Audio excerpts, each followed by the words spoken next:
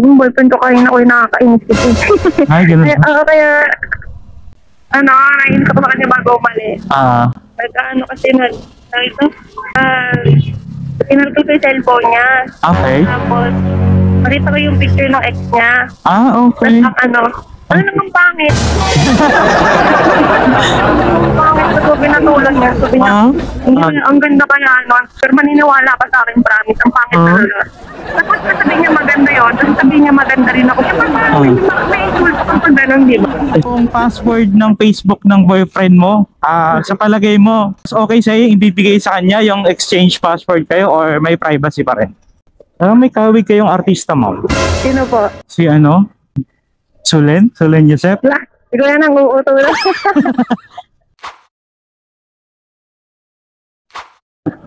Anong name mo, Paps? Anong name niya? Gilbert. Shoutout kay Boss Gilbert, no? Salamat sa suporta. Ride safe and ingat. Attend ko lang to. Hey. So ngayon guys, tagapin natin to yung second booking natin. Let's go. Hindi natin patagalin to. Since wala pa tayong long ride, dito muna tirahin natin. Tara ko ulit, sir. Dito ba yung Cairo, sir? Ma'am Abisha po. Babae. Sabi babae.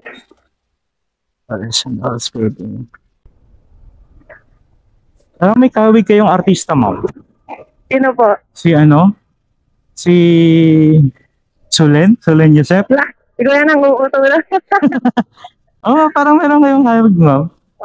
May nagsabi na ba sa'yo na kahawig niyo po siya? Wala po. Wala. Ganda niyo po kasi. Hindi po. Yung boyfriend ko kanina ko yung nakakainis kasi. Ay, ganun. Kaya, nainis ako sa kanya bago umalis. Kasi ito, pinarito ko yung cellphone niya. Okay. Tapos, nakita ko yung picture ng ex niya. Okay. Tapos, ano namang pangit? Ano namang pangit na ito, pinatulan niya. Sabi niya, ang ganda kaya, pero maniniwala ka sa akin, promise, ang pangit talaga. Tapos sabi niya maganda yun, tapos sabi niya maganda rin ako. Siyempre parang may insulto kang pag ganun, di ba? Siyempre, ang ganda niyo, ma'am eh. Hindi ko inaangat yung sarili ko, pero ang pangit talaga nyo. Hindi pangit yan, okay naman yan.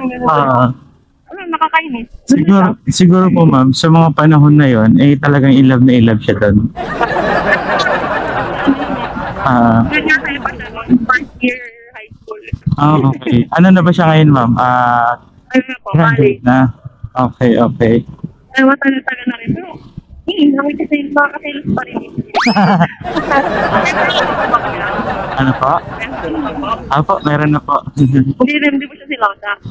Yun nga yung pinagpapasalamat ko po kasi medyo malawak po yung pag-uunawa niya. The same time, pero dumaan din po kami sa ganong stages. Ay, ilang taon na po ba kayo? 33 na po ako. Mukha lang po akong 18 years old na. Ilang taon na po kayo again? 3 years na po. Okay. Pero dumaan din po kami sa ganyang stage po. Ano na malagpasan po? Opo, malalagpasan nyo rin po yan, ma'am. Ano lang po kayo.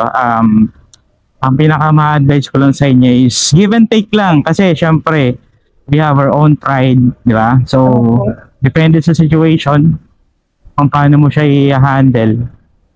Kasi pag dalawa tayo mataas yung pride, talagang hindi maayos yung problem. Opo, yan ano kami, pareho kaming panganay. Di ba siyempre pag panganay ka, meron kang parang may pagkabosi ka gano'n, nanay ka with kapatid. Opo, may responsibility kayo. Tsaka, breadwinner po ba kayo, ma'am? Medyo po, kasi pero hindi na po ngayon, nag-resign na po ako. Pero naging. Ano po yung pinagkakabalahan niyo po ngayon, ma'am? You're working po or studying po? Hindi po, nag-aaral pa lang po. Okay. Nung graduate po kasi ako ng senior high school, Okay. hindi po ako agad nakapag-tuloy sa college kasi kailangan po ng pamilya namin ng extra support sa bahay. Okay. Tapos nakapag-suporta naman po ako kasi ngayon, salamat naman po sa mundo medyo nakakaluwag-luwag na po kami ulit. Yun. Nakakapag-aral na po ako ng college. Kasi hindi ko naman din po talaga inustong huminto sa pag-aaral. And yung sinabi nila ko yun na once na makapagtrabaho, hindi na daw ko gusto yung bumalik sa Kung nakapagtrabaho ko, kuya, mas lalo kong ginusto na mag-aaral. Kasi po ang pinasok ko, call center agent. Okay. Yan, kuya, araw-araw din ako ang pass noon. Sayang na, di kita noon. Kasi ang hirap i-adjust nung body clock natin sa pasok ng work, lalo pag nag-a-adjust yung oras ng pasok. Opo po. Pero ilang taon na po kayo ng boyfriend nyo? Magdadalawang taon na po sa April. Okay. Rin po, nakakatuwa rin po kasi sa po yung unang boyfriend. Okay. Kaya yan, ma'am. Actually, nasubukan nyo na nga po dati, ma'am, magtrabaho, di ba? Opo. So, naging flexible ka na dati. Kaya mo yan ngayon. Mahirap pagka first time. At least ngayon, may ka na experience. Saka alam niyo po ba, ang nun, parang feeling ko, hindi ko incident po na sa trabaho na yun ako napunta. Bakit Kasi po, ang call center po kasi, iba't ibang, dito, iba't iba po yung i-handle niyo ng mga customer. Yes. May iba pong call center na i-handle niyo. Yung mga cellphone company sa US, o kaya mga grocery company, gano'n. Yun namin po ang na-handle namin, insurance company. Tagaan po.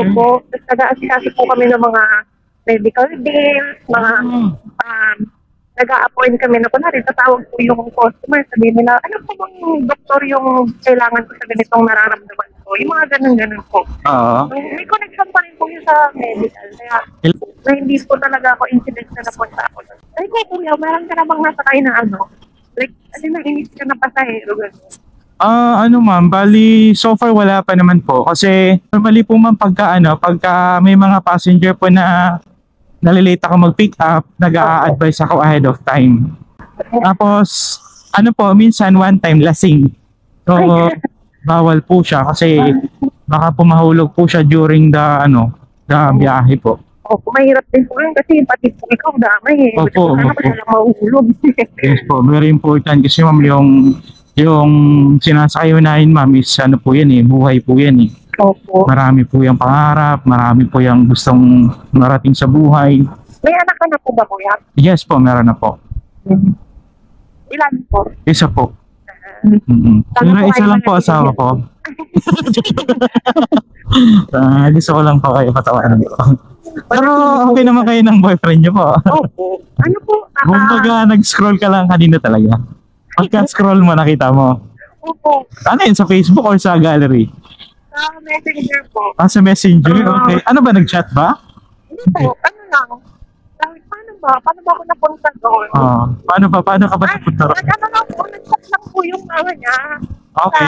Tapos titinig kasi nag-message ko, itulog siya. Tapos tinig lang po, nagkumbak kami, importante yung message sa mama. Yung sinilip ko. Tapos, may nag-chat po na kaklase niya. Na yung kaklase niya, kapangalan na naman po, hindi yun yung Kasi, very common yung pangalan na Alexei. Yes. Marami yan. Ito yung ma'am, actually ma'am, to ma'am debatable to Naalan po. Walang tama o maling sagot, pero sa experience nyo ma'am, o kaya sa palagay nyo, yung password ng Facebook ng boyfriend mo, sa palagay mo, mas okay sa'yo ibibigay sa kanya yung exchange password kayo or may privacy pa rin? Exchange password po. Actually po kami, lahat po ng social media po namin, na-access po namin. Okay. Kasi, bago po siya maging partner, hindi ko naman po naging jowa, pero may mga nakalandian na rin po ako before na bigla na lang po nawala, tapos meron po palang iba. So, syempre, focus po yun ng trust issues. Okay. And then, naman po yung partner ko po, na takot ako sa gano'n. Parang, it would help me na hindi mag-overthink. Makikita ko, sige yun naman po, na walang Siguro po applicable lang yung tawag dito, yung wag mo nang maintindihan ko na wag mo na magbigay ng mga password. Kapag po like bagong-bago pa lang kayo. Yes, tama. Opo. Kumbaga ma'am, para sa'yo, depende sa situation. Opo, depende po sa tagal. Yes, oo. Kasi parang kunwari, 1 week pa lang kasi binigay mo agad. Diba? Tama. Scammer pala yun, kinalkal yung mga Gcash Yes po, tama. Yung mga, ano mo, yung mga important datas, no? Opo. So, kaya ako natanong, ma'am, kasi before, hindi talaga ako nagbibigay ng password sa wife ko. Opo. So, since na, ano po, bago pa kami ikasal, nag-usap na kami na, ano, exchange password kami sa mga social media. Doble rin kasi yung purpose kasi nagbebenta kami online. So, online seller din kasi kami. So, at least pag hindi ko nasagot, nasa biyaya ako, siya sumasagot. But other than that, parang, yun nga, sabi ko sa'yo, debatable kasi yung mga ganong cases. Depende sa situation. Ano yan, ma'am, kumbaga kung wala ka talagang tinatago, ba't mo kailangang ibigay yung password? Yung iba for privacy po talaga, yung iba may tinatago talaga. Opo. Ay, since debate naman kuya ang pinag-uusapan, alam mo yung ano, yung 299 engagement Yes. ring, ano, Yes. anong opinion mo doon?